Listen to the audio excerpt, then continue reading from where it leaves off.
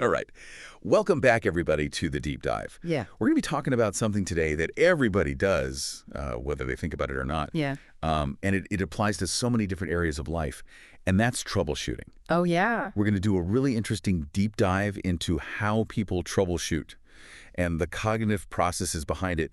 And I think it's going to be really helpful for our listeners. Yeah, I think it's going to be really fascinating, too. I think about troubleshooting, and I usually go right to, like, oh, my internet's not working, or my car is making a weird noise. Yeah. But as I was looking at this research, Jonasson and Hung's Learning to Troubleshoot article, they really expand the definition and the application of it. Yeah, they do. So, yeah, I'm curious to see what we come up with. Yeah. So they really talk about, like, you said, like, the car not working or whatever, but it also applies to things like customer service, Right.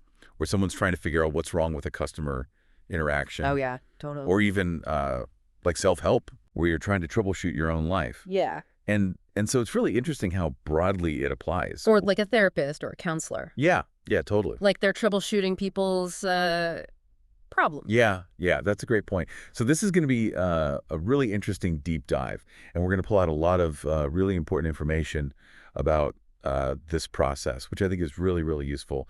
Because like you said, we do it all the time, but we don't always think about it. Yeah. And I think when you start to think about the process of troubleshooting, it makes you better at it in every area of your life. Right. And it might make us better at teaching it, too. Totally. Which is something that Jonasson and Hung were really focused on. Yeah. They wanted to know how to design better training programs. Right. And they wanted to figure out what the core components of it were. Exactly. And so we're going to get to all of that. We're going to go through each of these different things. And I think it's going to be really useful for you. So let's start with the definition. Okay. So what is troubleshooting, according to Jonasson and Hung? Well, they describe it as the process of isolating the faults in a system. Yeah. And then repairing or replacing the components that are causing that fault in order to get it back to normal functioning. Right.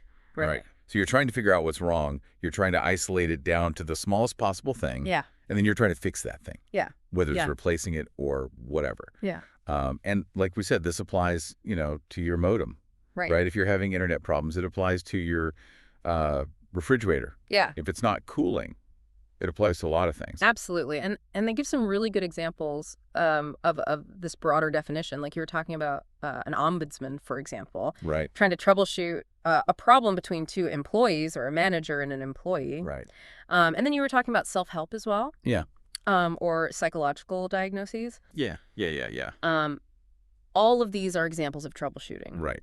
So they're trying to use this definition. Yeah. To encompass all of these things. Yeah. And they do a good job of it. I mean, it really does. You can see how all these things are connected. Absolutely. And then they talk about how troubleshooting problems are different from other kinds of problems. Right.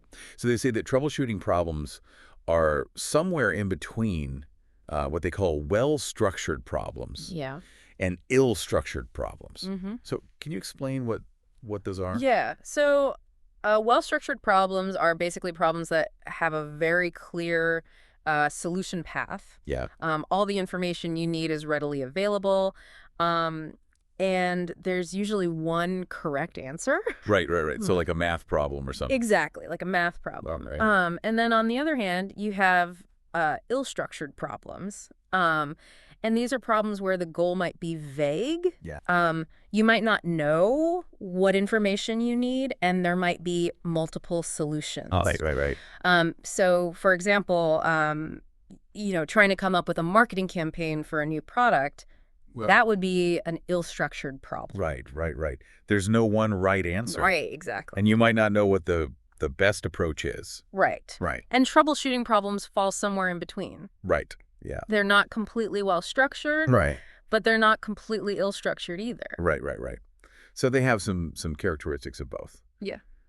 So what are some of the key characteristics of troubleshooting problems that Jonasson and Hung point out? One of the main things is that the information needs are often ill-defined.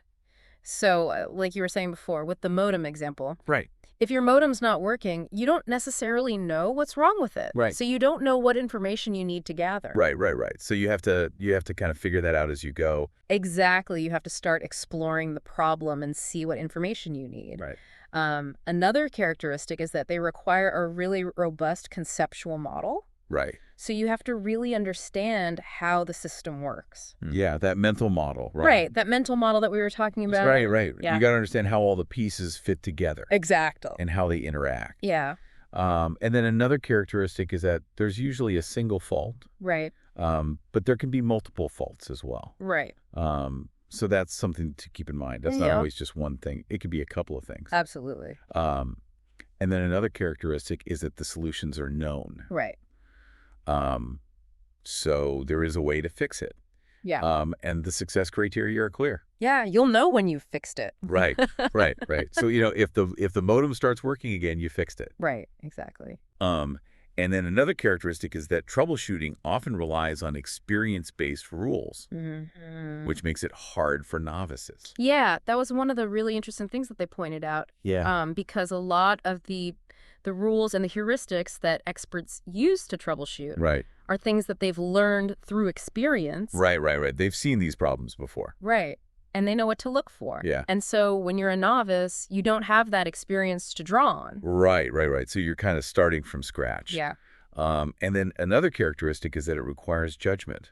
So it's not just about following a set of rules.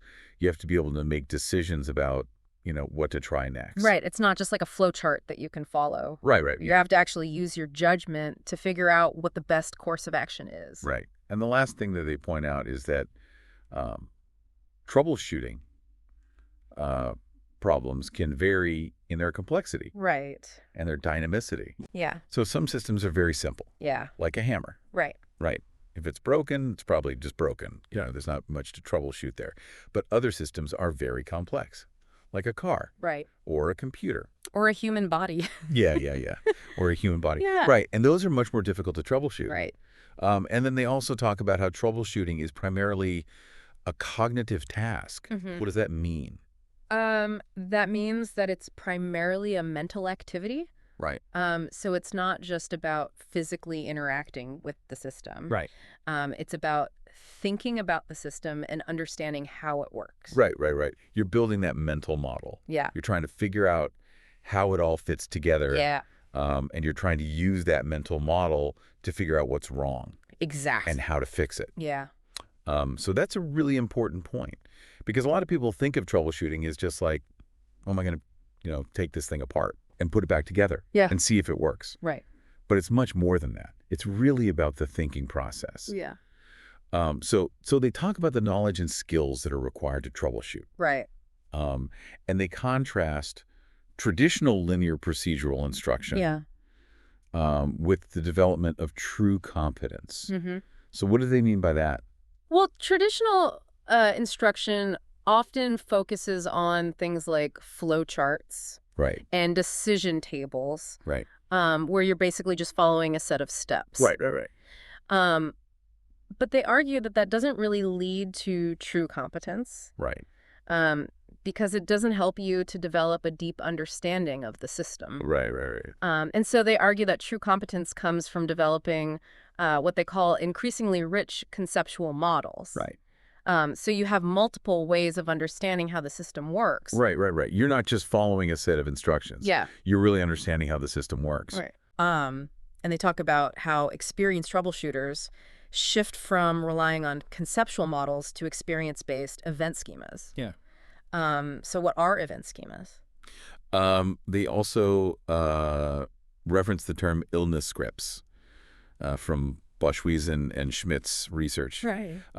But basically what they're talking about is these higher-level narrative structures that experts use to understand and diagnose problems. Right.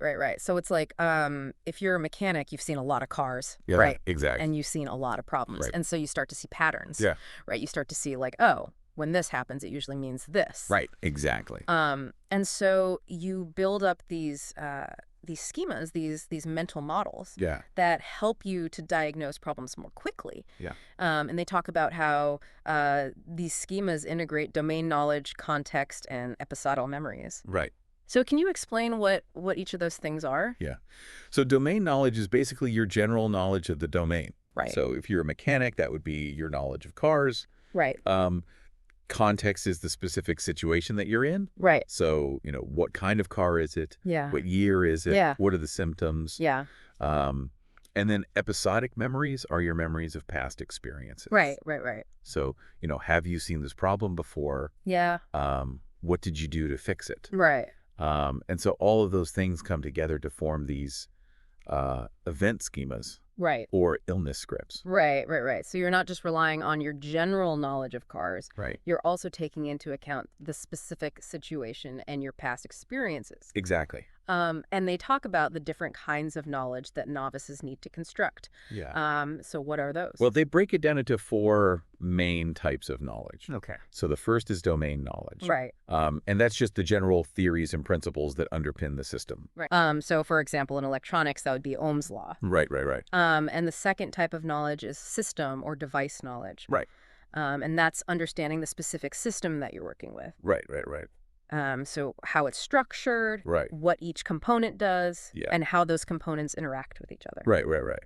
So that's really important. Yeah. And then the third type of knowledge is performance or procedural knowledge. Mm-hmm. And that's knowing how to perform troubleshooting tasks. Right. So like taking measurements. Yeah. Or performing tests. Exactly. And then the fourth type of knowledge is strategic knowledge. Mm-hmm. And that's knowing how to reduce the problem space. Right. Isolate faults. Yeah. And test hypotheses. Exactly. So those are the 4 main types of knowledge that novices need to construct. Yeah. And they go into more detail about each of these. Yeah. So let's talk about domain knowledge first. They say that domain knowledge is necessary for beginners. Right. But research suggests that it's not the primary differentiator between high and low performers in technical troubleshooting. Right. So what does that mean? That means that, you need to have some basic understanding of the domain. Right. But just having a lot of theoretical knowledge doesn't necessarily make you a good troubleshooter. Right. It's not enough to just know the theory. Yeah, exactly. You have to have the practical experience as well. Right. And they talk about how its importance lies in transferring skills and building deeper understanding. Yeah. So it's still important. Right. But it's not the most important thing. Yeah. So then they talk about system or device knowledge. Yeah. And they say this is really important for understanding the system's structure. Right. Component functions. Yeah. And component interaction. Exactly. And they talk about 2 different kinds of system knowledge. Yeah. So what are those? So the first is topographic knowledge. Right. And that's basically a spatial representation of the components. Right. So like a map. Exactly, like a map of the system. Yeah. And then the second kind of system knowledge is functional knowledge. Right. And that's understanding how each component functions. Right. And the causal relationships between them. Right. So not just where they are. Right. But what they do. Exactly. And they talk about how experts use topographic searches efficiently, and how topographic knowledge predicts performance. Yeah. So what does that mean? So basically it means that experts are able to use their mental map of the system. Right. To quickly narrow down where the problem might be. Right. So they're not just randomly guessing. Yeah. They're using their knowledge of the system to guide their search. Exactly. And then they talk about functional knowledge. Yeah. And they say that experts organize topographic models based on function. Right. And they rely more on functional representations than novices. Yeah. So can you give an example of that? Yeah. So let's say you're a mechanic and you're trying to troubleshoot a car engine. Okay. So you might have a topographic model of the engine in your head. Right. You know where all the parts are. Right. But you also have a functional model of the engine. Yeah. So you understand how the different parts work together. Right. And so if the engine is not starting, you might start by thinking about the functional model. Right. So you know that the engine needs fuel. Yeah. It needs air. Right. And it needs spark. Right. And so you can start by checking those things. Yeah. And then you can use your topographic model to figure out where those things are located. Right. So you're using both kinds of knowledge together. Exactly. And they talk about performance or procedural knowledge. Hmm. And they say that this is knowing how to perform troubleshooting tasks. Right. Like measurements and tests. Yeah. And they say that it's system specific. Right. And that the tools have evolved over time. Yeah. So can you give some examples of that? Yeah, so like for example, in the past, mechanics used to use voltmeters to take readings. Right. But now they use computer sensors. Right. So the tools have gotten more sophisticated. Yeah. And the procedures have changed as well. Right. And they talk about strategic knowledge. Mm-hmm. And they say that this is knowing how to reduce the problem space. Right. Isolate faults. Yeah. And test hypotheses. Exactly. And they differentiate between global and local strategies. Yeah. So what's the difference between those? So global strategies are domain independent. Right. So they can be used in any domain. Right. And local strategies are domain specific. Right. So they're specific to a particular domain. Right. And they give some examples of global strategies. Yeah. So like trial and error. Right. Exhaustive. Yeah. Topographic. Right. Split half. Yeah. And functional. Right. And they talk about how experienced troubleshooters rely more on case-based strategies. Yeah. Than domain general ones. Right. So what are case-based strategies? Case-based strategies are basically strategies that are based on your past experiences. Right. So if you've seen a problem before, Yeah. You can use your memory of that experience to help you troubleshoot the current problem. Right, exactly. And they talk about experiential knowledge. Mm-hmm. And they say that experience is a key determinant of expertise. Yeah. And that recalling past experiences is a frequent diagnostic strategy. Right. So what does that mean? That means that experts often rely on their past experiences to help them diagnose problems. Right. So they've seen it before. Yeah. They know what to look for. Exactly. And they talk about how mechanics use historical knowledge of fault tendencies. Right.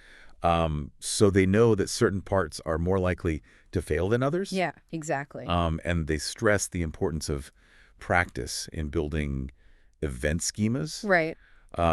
So the more experience you have, Yeah. the better you'll be at troubleshooting. Exactly. And they talk about capacities. Yeah. So what are capacities? Capacities are basically individual differences that can affect how well someone troubleshoots. Right. So like your working memory. Yeah, exactly. Your reasoning ability. Right. Things like that. Exactly. And they talk about working memory. Mm-hmm. And they say that its role as a predictor of performance. Yeah. And how overload can hinder troubleshooting. Right. So what does that mean? So working memory is basically your ability to hold information in your mind. Right. And process it. Yeah. And if your working memory is overloaded, it can be difficult to troubleshoot effectively. Right. Because you're trying to keep too many things in your mind at once. Exactly. And they talk about causal reasoning. Yeah. And they say that this is the ability to understand cause and effect relationships. Right. And its necessity in troubleshooting systems with interacting components. Yeah. So what does that mean? So causal reasoning is basically your ability to understand how one thing causes another. Right. And if you're troubleshooting a system with a lot of interacting components, Right. You need to be able to understand how those components interact with each other. Right. And how they can cause problems. Yeah. And they talk about analytical reasoning.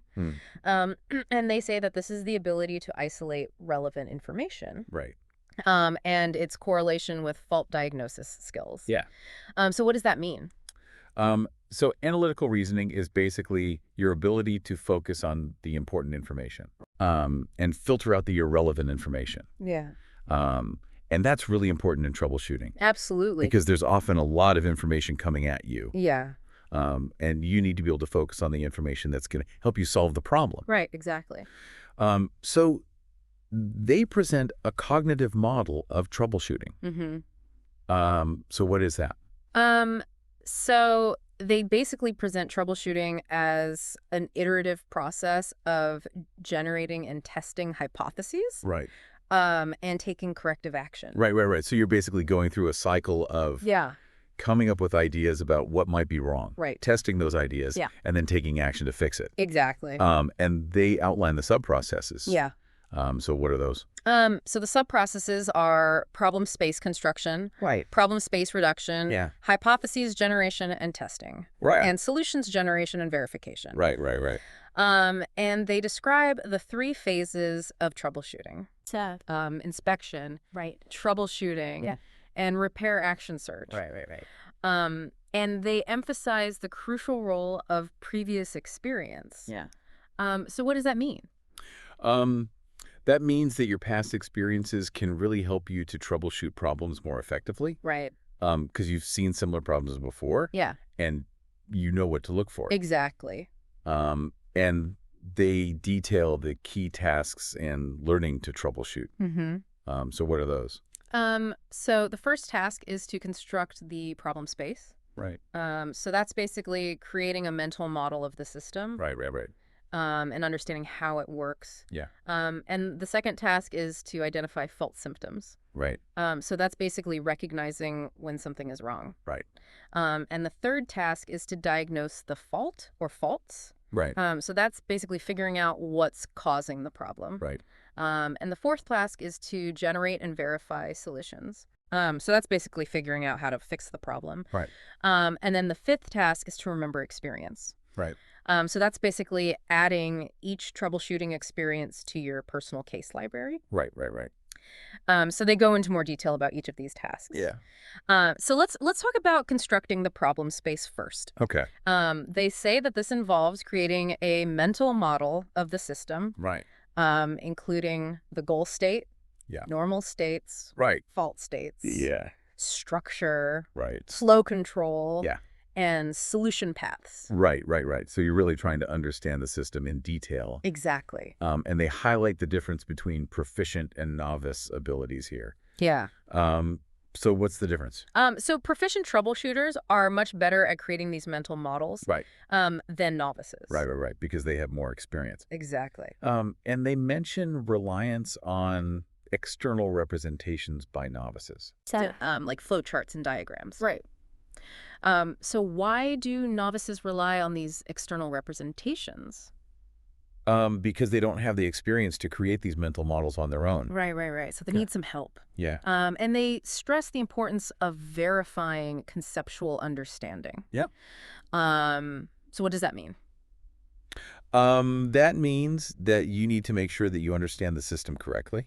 Right. And that your mental model is accurate. Right. You don't want to be working with a faulty mental model. Exactly. And they talk about identifying fault symptoms. Yeah. And they say that this involves recognizing faulty components by detecting discrepancies between normal and existing.